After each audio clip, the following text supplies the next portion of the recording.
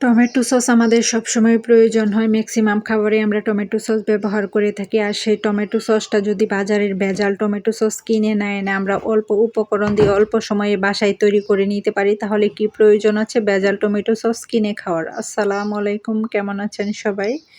আমি এখানে 5 KG tomato নিয়েছি। একদম পাকা রসালো টমেটোগুলো, সবগুলো একই সাইজের, খুবই সুন্দর টমেটোগুলো। এই টমেটোগুলো একদম পারফেক্ট সস বানানোর জন্য। যেগুলো অতিরিক্ত পেকে গিয়েছিল সেগুলো আমি আগে বের করে নিয়েছি। এগুলোকে ভালোভাবে পানিতে ধুয়ে কেটে নিয়েছি। এগুলোকে এখন আমি সিদ্ধ করে নিব। সিদ্ধ করার জন্য আমি দিয়ে দিচ্ছি সাথে 4টা শুকনা মরিচ এবং 5 টুকরো আদা, 8-10 কোয়া রসুন এবং 4-5টা পেঁয়াজ টুকরো টুকরো করে। এখন মেজারমেন্ট কাপের 1 কাপ পরিমাণ পানি দিয়ে এই টমেটো সসগুলোকে আমি সিদ্ধ করে নিব ঢাকনা দিয়ে ঢেকে দিয়ে। টমেটো সসগুলো 8% যখন সিদ্ধ হয়ে যাবে তখন ঢাকনাটা খুলে আমি নেড়ে ছেড়ে দিয়েছি যেন খুব ভালোভাবে সবগুলো সিদ্ধ হয়ে যায়। আবারও ঢাকনা দিয়ে ঢেকে কিছুক্ষণ সিদ্ধ করে নেওয়ার পর 10% যখন সিদ্ধ হয়ে গিয়েছে তখন এগুলো ব্লেন্ড করার উপযুক্ত হয়ে গিয়েছে। আমি চুলাটা অফ করে দিয়েছি। এখন এগুলো আমি ব্লেন্ড করার জন্য নিয়ে যাচ্ছি।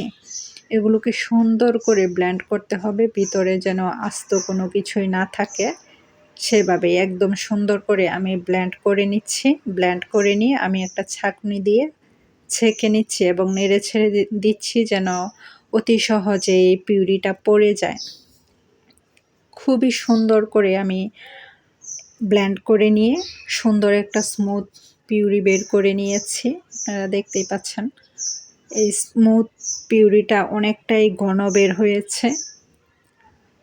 এখন এটাকে আমি কিছুক্ষণ জাল করে নিব। একদম চুলার আঁচটা লো করে দেব। যতক্ষণ পর্যন্ত টমেটো সসটা রান্না করব ততক্ষণ পর্যন্তই চুলার আঁচটা লো রাখতে হবে। এখন আমি দিয়ে দিচ্ছি পরিমাণ মতো বিট লবণ এবং ওই পাশে আমি 2টা তেঁতুল পানিতে গালিয়ে নিচ্ছি।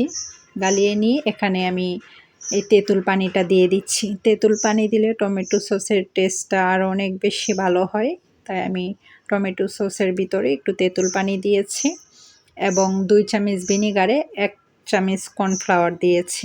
ভিনিগার টমেটো সসটাকে দীর্ঘদিন ভালো রাখবে এবং কর্নফ্লাওয়ার টমেটো সসটাকে ঘন করবে। এখন আমি মেজারমেন্ট কাপের 2 কাপ চিনি দিয়ে দিচ্ছি। এই চিনিটা যার যার স্বাদ অনুযায়ী ব্যবহার করবে, যে যেমন মিষ্টি খায়। চিনিটা দিয়ে আমি আরও কিছুক্ষণ নেড়ে ছেড়ে জাল করে সসটাকে ঘন করে নামিয়ে নিয়েছি। একটু পাতলা রেখেছি কারণ এই সসটা আমি দীর্ঘদিন ফ্রিজে রেখে দিব, মাঝে মাঝে বের করে চুলায় জাল করে নেব। যখন চুলায় জাল করে নেব তখন কিন্তু সসটা আরও অনেক ঘন হয়ে যাবে। এই টমেটো সসে কিন্তু আমি এক্সট্রা কোনো কালার ইউজ করিনি। এটা টমেটোর অরিজিনাল কালার। আপনারা যদি আরও কালার আনতে চান তাহলে কিন্তু আপনারা ফুড কালার ইউজ করতে পারেন।